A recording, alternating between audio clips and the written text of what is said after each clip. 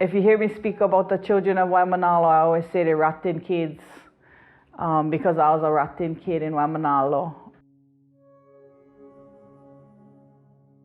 My name is Ilima Ho Lastimosa, Ilima.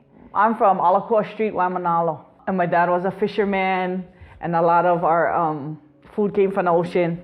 That's probably one of the issues for kids because they don't know how to use their hands. Was forced child labor. There was a lot of us kids, and we had to learn everything that you have to do to eat and to survive. People afraid of bees and whatever, and it's like, it's a sad space for me to feel people have that fear because we have to live in harmony with everything that is in our environment, whatever it is, because they all have a purpose. It was a learning process when we started in 2005, and it was just a challenge from my old boss, Olin Lagan, to, oh, Ilima, you should do a nonprofit organization. Oh, sure, I don't know what that is, but let's go. And then we just did it, you know, and we didn't know what we were doing, but that's how God's Country Waimānalo was birthed. And everybody said, how you came up with the name? I said, well, it always was God's Country. I think the kids today gotta learn all the hands-on stuff because they get too much technology and not enough actual hana. I think when we introduce ocean activities, gardening, just Hawaiian stuff, making ukuleles, teaching them how to play, was really, really good for them.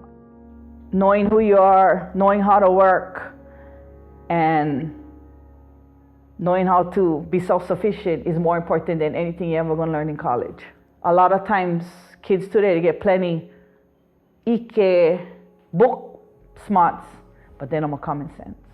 I think we was fortunate to grow up at Kaiono, so that was a whole separate community from Memorial, the last day of school till Labor Day, and that was, we all grew up together.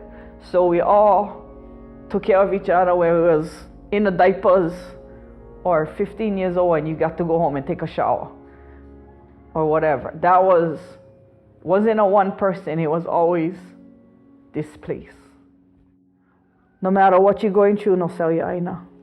Because no matter what, you ain't ever going to get them back because it's too expensive. And you're going to either end up homeless or you're going to end up in Vegas. I think that's why it's important to grow your own food and not have to depend on other people.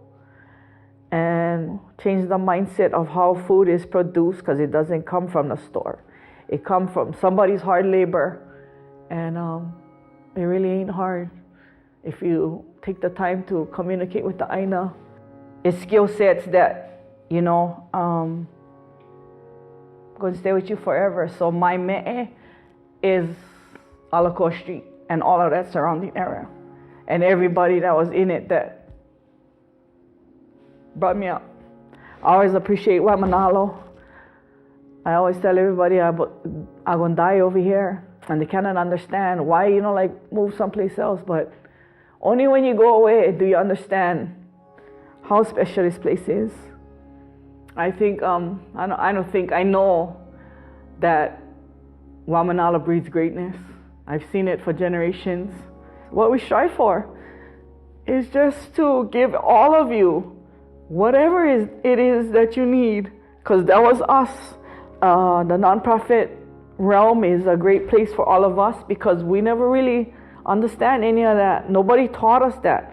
For us to teach you all of this now, skill sets in writing grants, doing the reporting, using the money to better everybody is skill that we wasn't fortunate to understand, observe, and partake in. And if we can teach you guys that, we can tell our own story.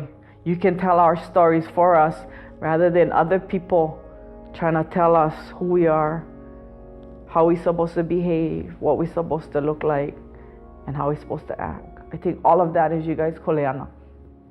It's kanaka to teach our babies that every day.